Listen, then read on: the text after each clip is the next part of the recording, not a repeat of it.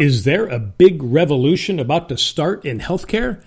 Well, we think yes, and we saw it thanks to a directive by President Trump that requires hospital transparency when it comes to patient billing. Now, even if you're not a fan of this president, you need to hear this podcast because we think this is game-changing when it comes to your healthcare and healthcare cost. We will speak to the doctor who spoke at the White House with the president about this executive order. Her name is Dr. Elaina George, and you will hear from her in a moment.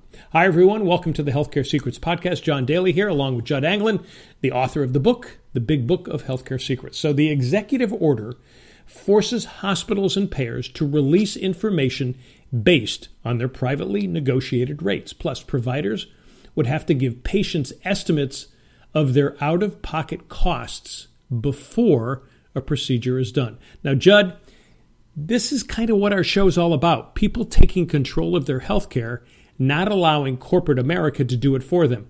Give me your quick thoughts before we hear from Elaina George. Yeah, that's right, John. The big idea, and something that you and I are both very supportive of, is simply removing all the big corporate fat cats and political bureaucrats out from between the doctor and the patient, and letting the doctor treat their patients one-on-one. So I'm excited about what's going on here. All right, well, let's hear from Elaina George. Elaina is an ear, nose, and throat specialist in Atlanta. Her book is one we recommend. It is Big Medicine, the Cost of Corporate Control, and how doctors and patients working together can rebuild a better system. All right, so Elaina, thank you so much for coming on. I really appreciate you being here. It's a pleasure to be back with you, John. As always, thank you. Elaina, give me your explanation of what the president's executive order really is. Well, it's actually a big move that pushes the needle back towards the doctor and patient.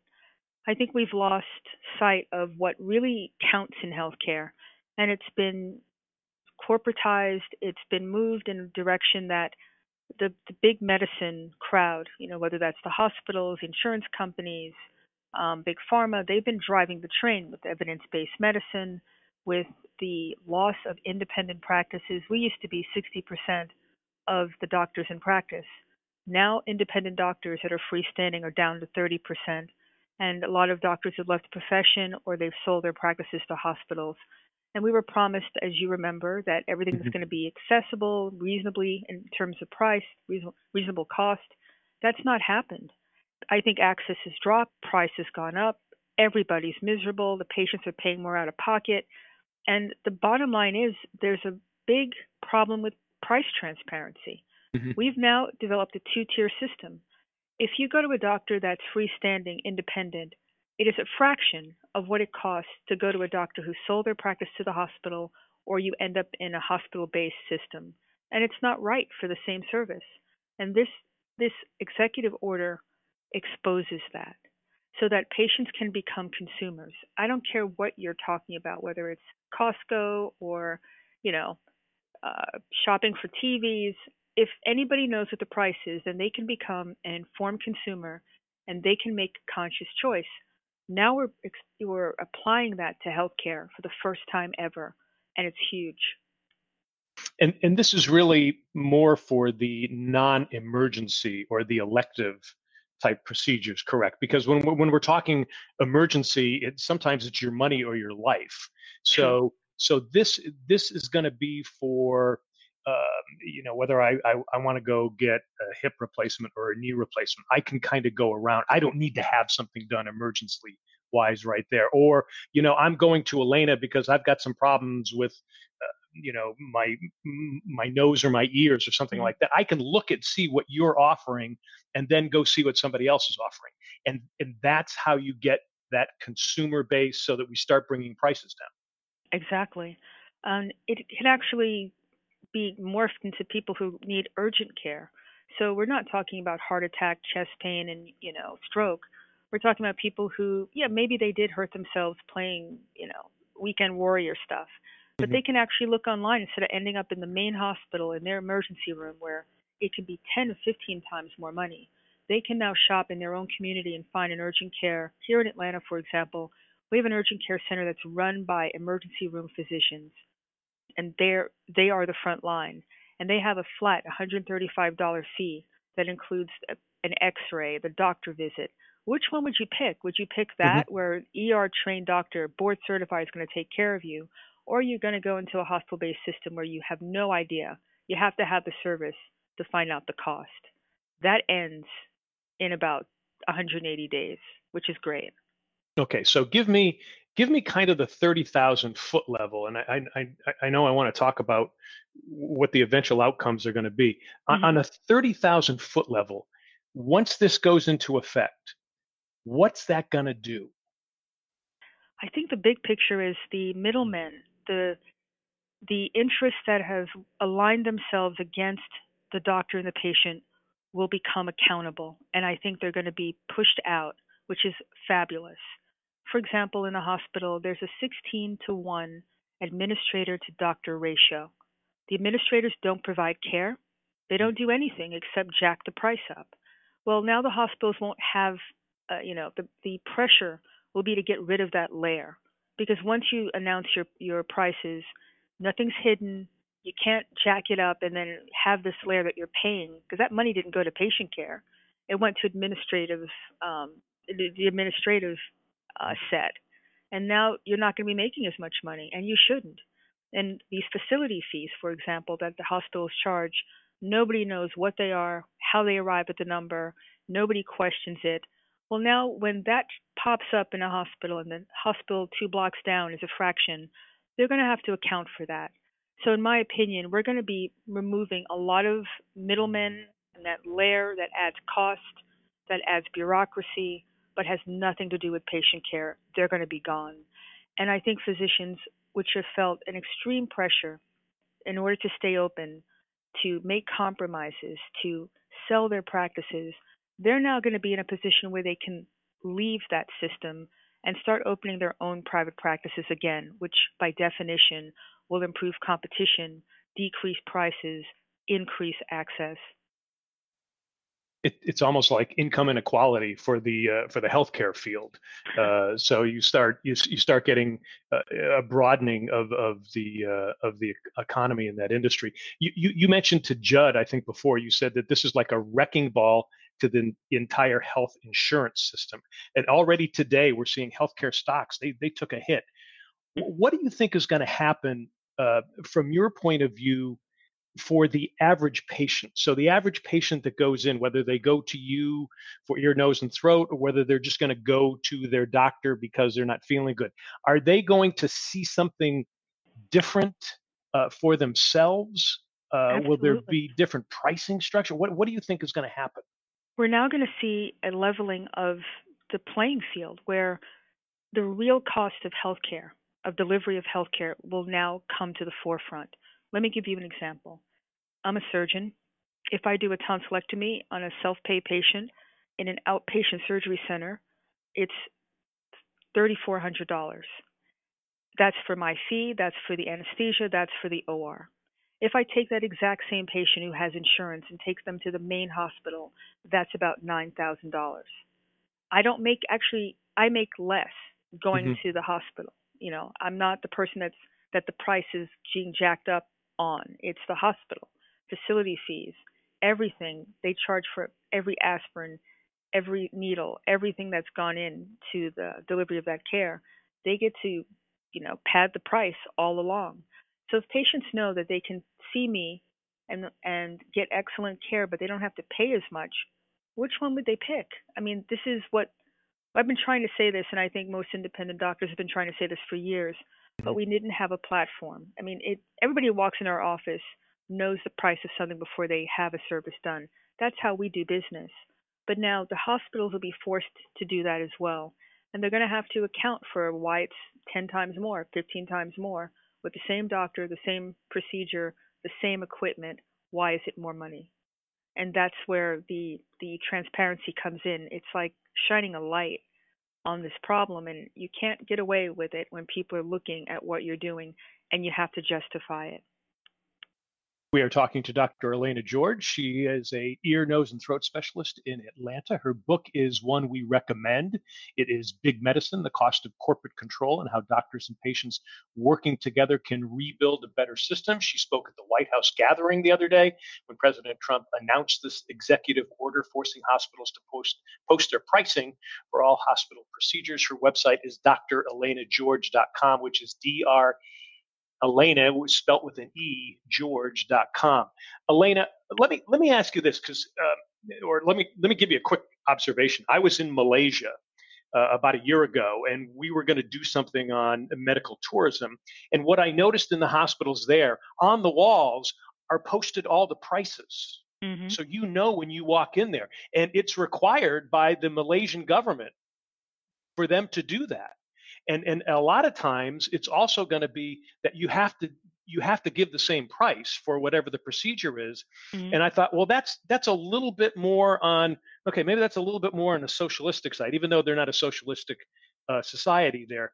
But at the same time too, it still gives you the chance, okay, I'm going to pay this for that, okay, but I want to go check out and make sure Dr. A is as Mm-hmm. good as Dr. B or Dr. C. Are we going to see anything like that?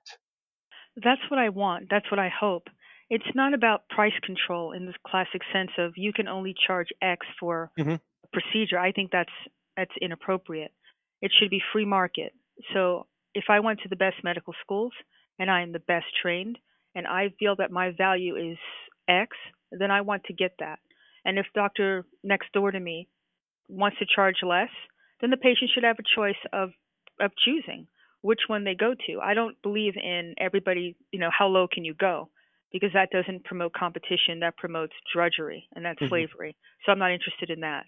And patients should be able, some people want to pay more because they think it's more value. All sorts of things can go on, but it should be patient driven. Let me tell you, if the patients decide they want to see someone who's going to be a fraction of the cost of your practice in their next door, you have a choice. You move or Hmm. you drop your price. But Right. that other person is probably not. I mean, the insurance companies are really interesting about this. They claim that if patients know what the cost is, or sorry, if the hospitals list their prices, then the prices will naturally go up. I mean, that's completely counter to any market, Hmm. that I've ever experienced. And I don't believe that's true. Prices always drop when there's competition. So I want this to be a completely free market, not being run by the government in any way.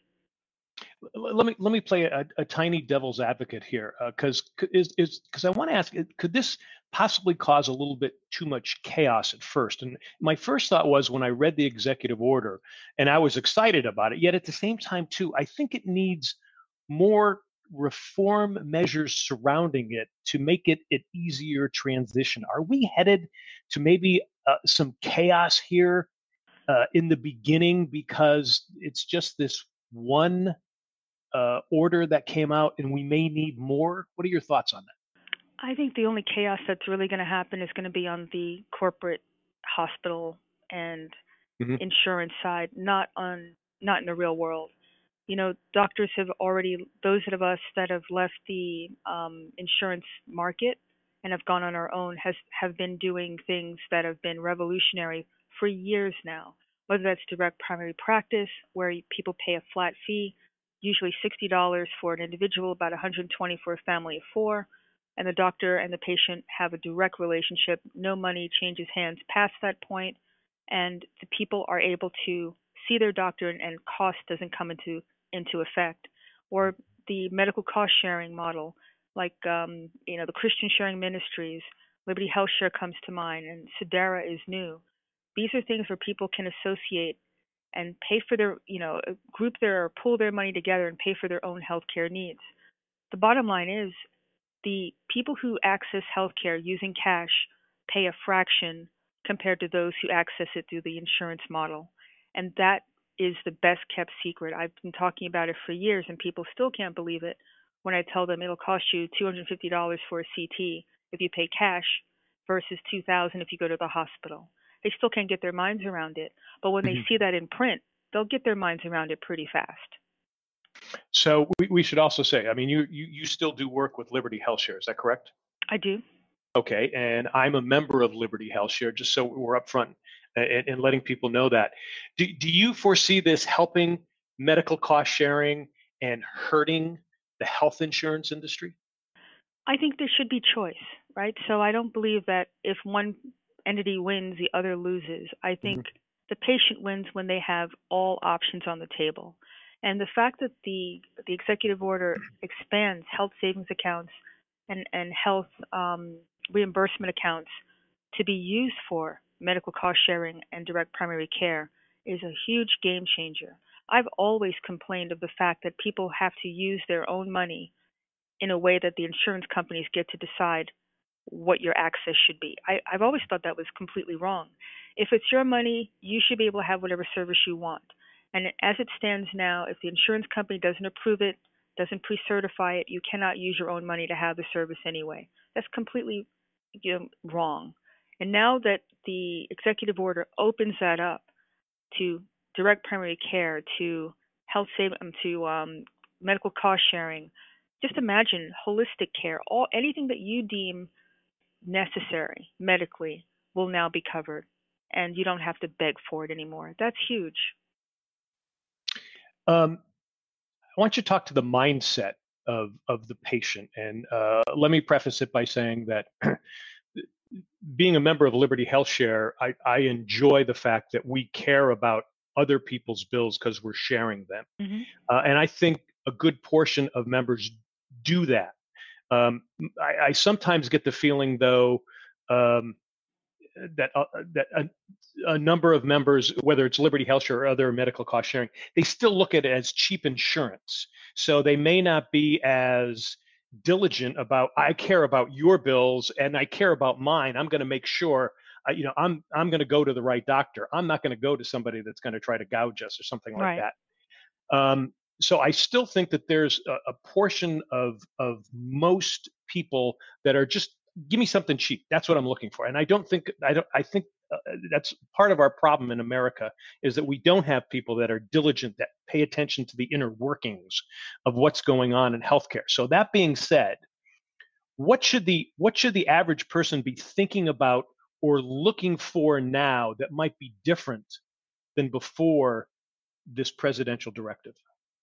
Well, I think the healthcare market has changed for the patient. Prior to the Affordable Care Act, I don't think people had a lot of skin in the game. It was mostly Hmm. co-pays, very little deductibles. 90% of the people that walk in my office now have a deductible, and the minimum is about 500, and I've seen 20,000 actually as a Yep. deductible and coinsurance. So they're not insulated anymore, and it's in their interest now to actually know what the cost is so they're not paying more than they should because they're paying it. It's not the insurance company anymore. They're literally on the hook for thousands before the insurance company kicks in the first dime. So I think in a kind of peculiar way, the Affordable Care Act has awakened the patient base, and they're now becoming consumers, but they never had a place to shop. They couldn't go to the hospital and say how much is a CT because they were told you have to have it, then we'll bill you. That's ridiculous. So now that they don't have to work so hard, I think they're really going to be able to be. They do it for everything else. This is just Hmm. one other thing they'll be doing it for, and save thousands of dollars, save their bottom line, not be put in bankruptcy. And let's say you didn't want to shop. If the price drops across the board, everybody wins. Hmm. Okay. Anything different? Has this changed anything for like health savings accounts? Well, they can be used for everything, for things outside of insurance, which has always been one of the major drawbacks because it was always linked to the insurance plans. Hmm. Now it's not. So So that you means can when you you can can save your still money. have those dollars that Yeah, are pre-tax dollars that then can be used for other medical things that you want. They don't have to be connected to the insurance. correct. And they can be used for novel medical delivery systems like direct primary care and medical cost sharing, which never could be used before. You had to have them separate from your insurance plan.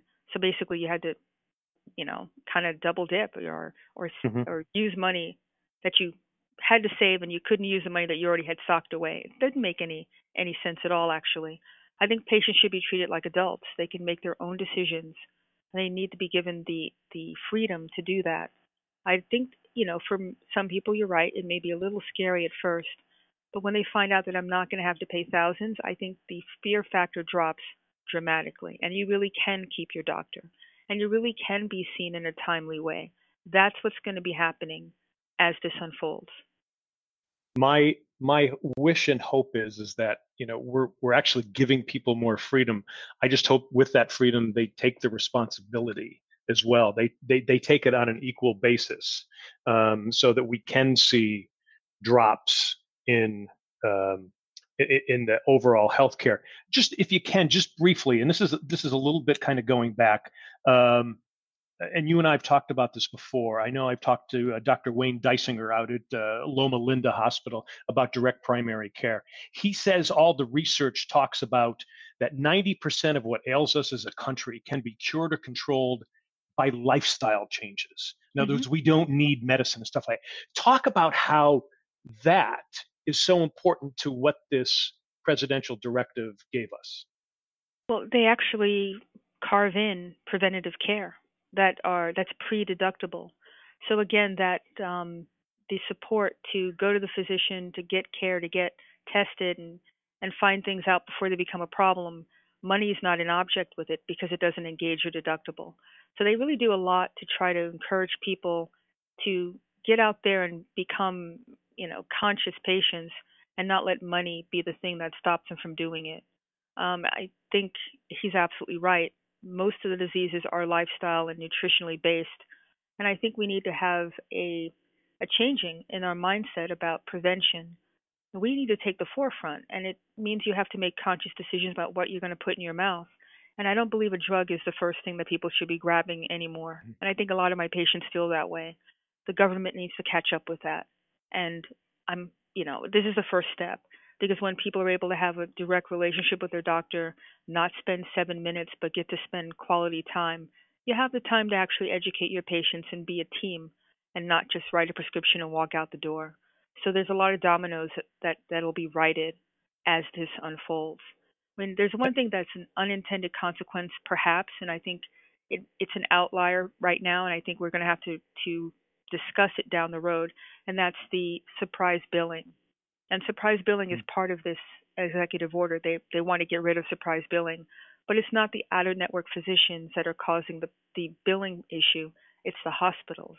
And I don't believe that again, if you want to hold people hostage by making everybody take the same fee, no matter where they are across the country, that's not going to work. And it'll be very unhappy doctors and patients if that Mhm. happens.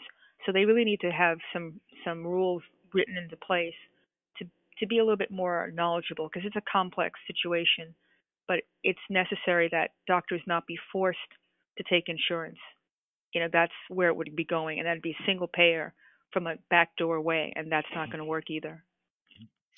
We are talking to Dr. Elaina George. Elaina is an ear, nose, and throat specialist in Atlanta. Her book is one that we recommend. It is Big Medicine: The Cost of Corporate Control and How Doctors and Patients Working Together Can Rebuild a Better System. And I think we're actually maybe seeing a little bit of that of what you're talking about there. All right. Elaina, thank you so much. When I hear you say this is going to be a game changer, I needed to talk to you, and Judd and I needed to hear what you're going to say. And just real quickly, do you think this is a game changer? And then in the next 6 months, we're going to see a different healthcare system. We're going to see the beginnings, the flowering of healthcare as we all have wanted it, which is doctor patient centered, cost controlled in a free market manner, and patients will actually be able to spend time. This is the most important thing, John. It's about time. Right now, doctors spend 7 minutes on average with their patient. That's going to stop, and there'll be time for patients to ask questions, come in and get more than one thing treated at the same time. I mean, all the things Mhm. that have gone on that's made it a cookie cutter conveyor belt system is going to stop.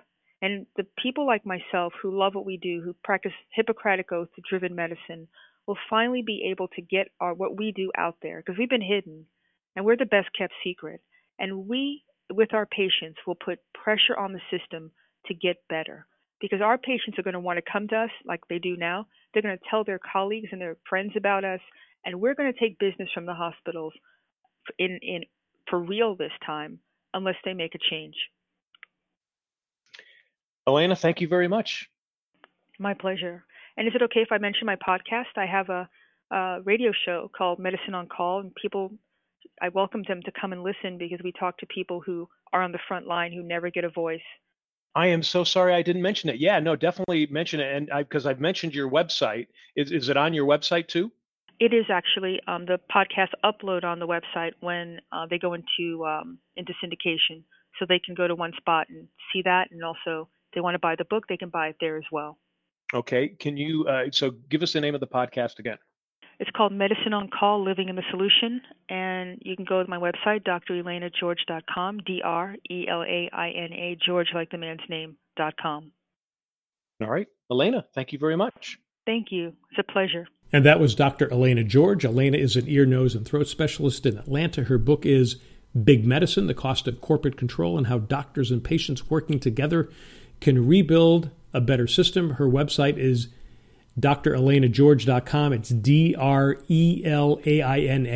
George.com. Her podcast on that website is Medicine on Call. You can listen to that.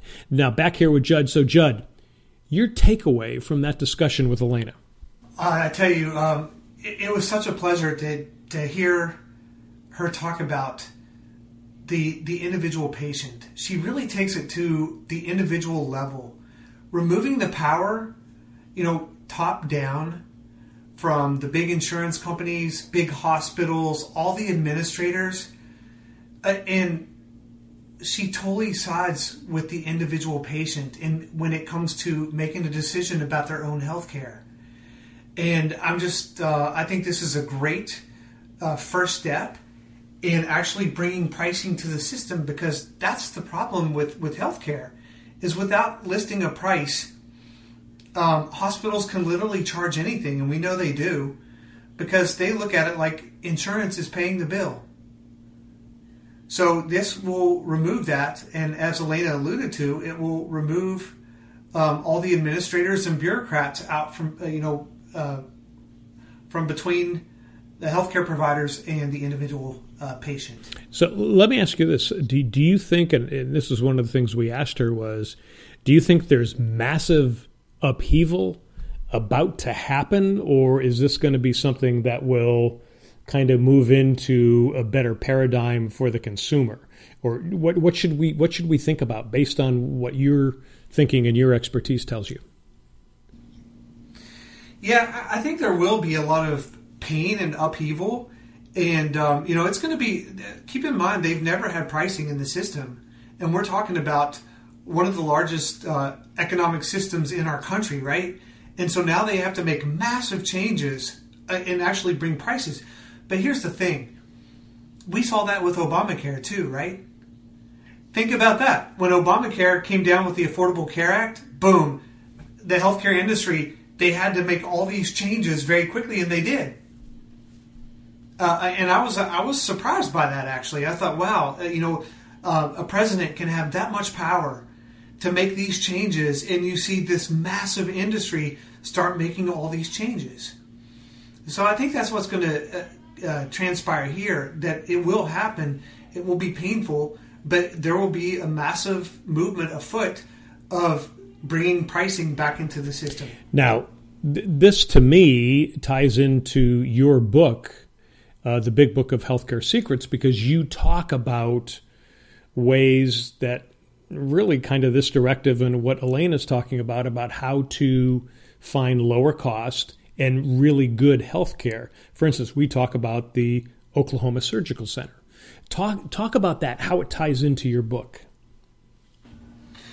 Yeah, that's absolutely right, John. That's been my focus for about 15 years now, is finding loopholes and finding secrets that most people don't know about, that you can get a price of healthcare very quickly. And you mentioned the Surgical Center of Oklahoma. We've talked about them on our podcast show. They operate in a free market environment where they're cash paid. They don't work with insurance companies. So because they do that, you can actually go to their website and look at the pricing tab and find the price of all the different procedures that you're looking for. And those are bundle prices. They include everything, even the OR. So that was a great solution. Now, obviously, you'd have to be a medical tourist if you live in New York or somewhere else. You'd have to fly to Oklahoma. But if you have a huge deductible that's $12,000, $15,000, $20,000, it might be worth it to pack your bags and fly to Oklahoma City and have that procedure done, because it's much more affordable, because they're not paying all the big administrative costs that Elaina alluded to. So that's one. There's also a website called healthcarebluebook.com. You can go there, and I'm always surprised how few people know about this. You can go there and you can search in your local area, and you can find any hospital and find the negotiated price that insurance companies have with those hospitals. So for example, I live in Maryland. I can go find a hospital in Baltimore in Kelly or Healthcare Blue Book, and let's say I need a knee replacement. I can look it up and say, oh, I see that these insurance companies have negotiated a rate of $20,000. So when I call that hospital, I can see, hey, I see that your the Healthcare Blue Book price or cost that insurance companies pay is $20,000. Can you do that for me? And oftentimes they do. So there's all kinds of strategies. Of course, I list several more of those secrets in my book. And again, it's the Big Book of Healthcare Secrets. You can get it at healthcaresecretspodcast.com. So you and I are both members of Liberty HealthShare, medical cost sharing. This actually bodes really well for medical cost sharing and then alternative methods of health insurance that could be coming on board pretty soon. It's really becoming more, I guess you'd call it more populist. It kind of makes more sense for people. It totally does. Again, it's bringing the power back to the consumer. If you think about it right now, the pricing has gone so high, and we don't even know what it is, or has been. Hopefully that'll change soon now. But without knowing the price, but knowing that it's exorbitantly high, we avoid going to the doctor. I mean, even with Liberty HealthShare and the deductible we have, it's like, well, it's not worth it. I have a horrible breakout on my face, for example. I have all this acne all of a sudden, and I want to go see a doctor and find out what's going on. But then you think about it, it's like, well, I don't want to spend $1,000 on that.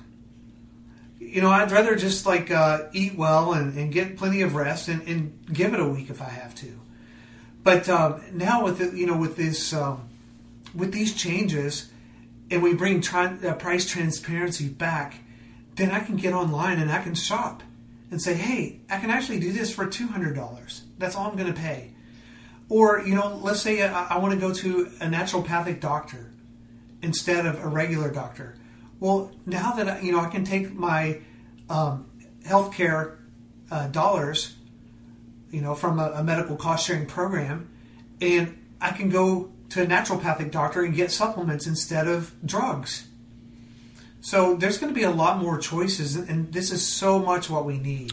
I would agree. And then talk briefly about when I talked to Elaina about the fact that we've got this freedom, but we also need to take the responsibility. And my fear is that everybody likes the idea of, oh yeah, we want low-cost insurance, but we don't want to take the responsibility to keep costs down ourselves. And I think with what this is doing, and hopefully we're right, is that it's going to create more responsibility for the average person. So if you want to keep costs low, you've got to do something too. John, you're absolutely right. I mean, I think you have to have incentives, and that's a behavioral issue. And that might take some time to change. But thankfully, I think a lot new technology is coming online with all the trackers and the watches, and new things are coming out every day. It's not just tracking your steps. That's what it started out with. You could get a Fitbit or an Apple iWatch. Now we know we have heart rate, but they're even developing new devices now that will measure the blood sugar level.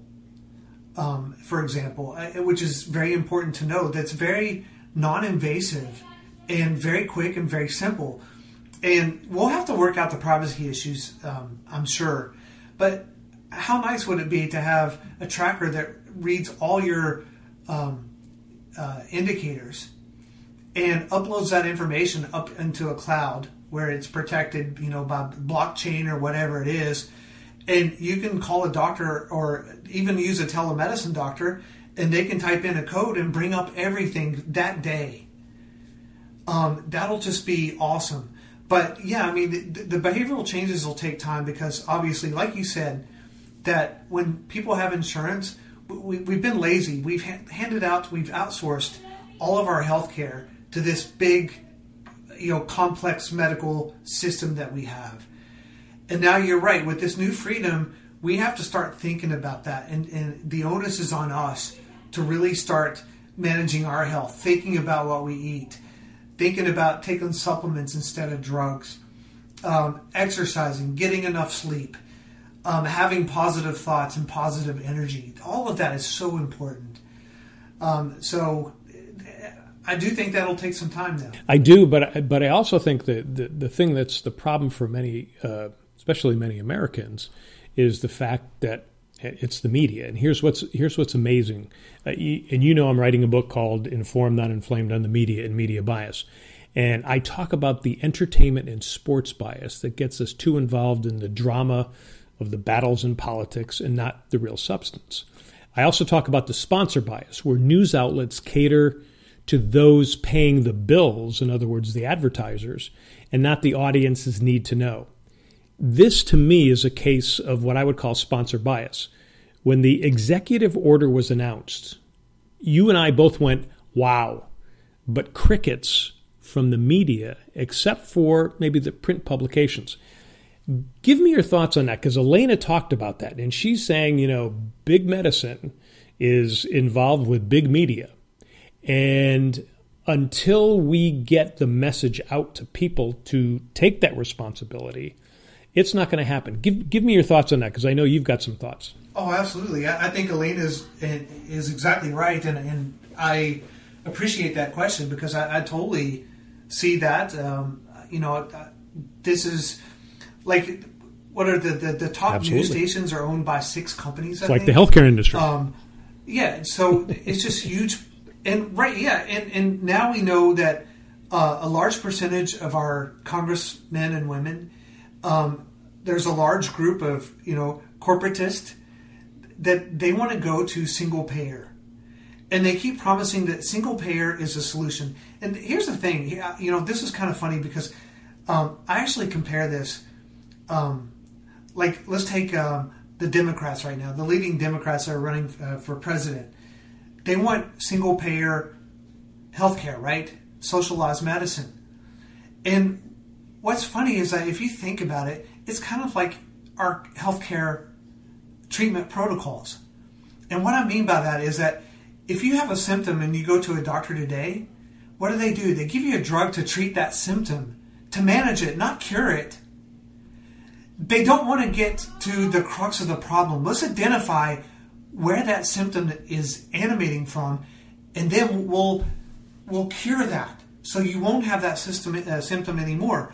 Well, it would be great if our political leaders in Washington would have the same view about these issues. Healthcare is a big problem, but for us to give up and say, you know what, it's too big, it's a human right, let's hand it over to the government to manage. Again, that's treating the symptom. So you know what will happen, and this always happens. That's why. That's always a big concern for me. I know it sounds nice. It's like the Odyssey and the siren. What's that called? The siren call, right? The siren song. It sounds wonderful. I don't have to worry about healthcare anymore. The government's going to pay for it. Taxpayers, I don't have to worry about it. So they're promising that it's going to be great. But what happens when the planners in Washington promise that it's going to be great, and it turns out it's horrible? So what do? Do they double down? Or do they say, you know what, I've made a mistake. This socialized medicine is not working. Let's try something else. They never do that. They've bought into their idea. Yeah, Instead, they double down and create a problem somewhere else. That's my fear. That's my view anyway. So I would rather for the people to figure it out, start changing some of these policies around the edges that make the whole cabal kind of collapse on itself, and we have to rebuild. But rebuild on the ideas of more free choice, consumer, from the patient up, instead of, from the healthcare community down, and provide more choices. And if we do that, through the market, there'll be more competition and prices can start coming down. You and I have witnessed that, and that's part of what my book is about, is that there's solutions out there that are tremendously inexpensive. We talked with Mary Jones, a member of Health City Cayman Islands. They're on the Cayman Islands. It's a beautiful hospital, top-tiered. Some of the best doctors in the world. They list all their prices, and you can get a full hip replacement there for $13,000. Which is $37,000 less than what you get in most places in the United States. Yes. So when you let the market solve problems, they do. They solve problems. Are there things around the edges that need to be taken care of? Of course. Are we saying that a poor person or a low-income person shouldn't have health care? No. You and I don't believe that. We believe they should have the best care that they can get. Absolutely. So how do we get there smartly? That's best for everybody, and not just best for 50% of the population or 30%. And I think you're right. And I think one of the things that this is a good first step as far as the price controls. I think also, I'll interject this quickly because we've talked about this before, is that we need to take care of catastrophic care so that if somebody has something horrible that happens to them, they don't go bankrupt. On the other hand, when it's non-elective, and I talked about this with Elaina, is that when it's elective, I should say, and non-emergency, then that's when the free market should kick in. So we need to make sure that there's catastrophic care, but we also need to be able to allow the free market to dictate and keep the price controls down so that everybody can afford that. And to me, and I agree with you 100% about Medicare for all. Medicare for all should not be a single choice. It should be an option. If you want to have it, that's fine. Go take a look at it. But you don't have to go into it. Let's create other options that the free market will create for us. Yep. I mean, if you think about it, we're all at different stages in our life, in different, health and genetic makeups. We're all so different, right? I mean, you and I, our healthcare is not going to be the same of a 20-year-old athlete, right? It's just natural. So how can we design, take control a system that's right for everybody? We have, we have people at different income stages. They can't afford a lot. So I agree with that approach, is have a multi-tiered approach. Provide everything. So everybody has the healthcare when they need it. But like you said, if you like Medicare for all and that's your option, it's available to you. If you want a free market option and you don't want to go to a doctor, you want to go to a homeopathic doctor, go to it. It's your choice. You have that available. But you're right about the catastrophic care. If somebody gets hit by a bus, they need to be taken care of, and they should not go bankrupt for that. I agree. Well, the great thing about this, my friend, is that as we wrap this up, is that there are solutions out there. We just got to bring them to them. And the great thing about what we're doing here is we are bringing them a lot of solutions. That's always been my focus, and that's what you'll get in my big book of healthcare secrets. All right, my friend, appreciate it. And special thanks to Dr. Elaina George. Again, her book is Big Medicine, The Cost of Corporate Control and How Doctors and Patients Working Together Can Rebuild a Better System. Her website is Dr. Elaina George. That is Dr. Elaina with an E, Elaina, George.com. And also, thanks for tuning in to the Healthcare Secrets Podcast. Again, go to healthcaresecretspodcast.com. You can also get Judd's book, as he mentioned there. Also, follow us on YouTube, Twitter, and Facebook. Folks, remember to stay healthy on your terms. Judd, another great show. Certainly was, John. Thank you. All right. And folks, we'll talk to you next time.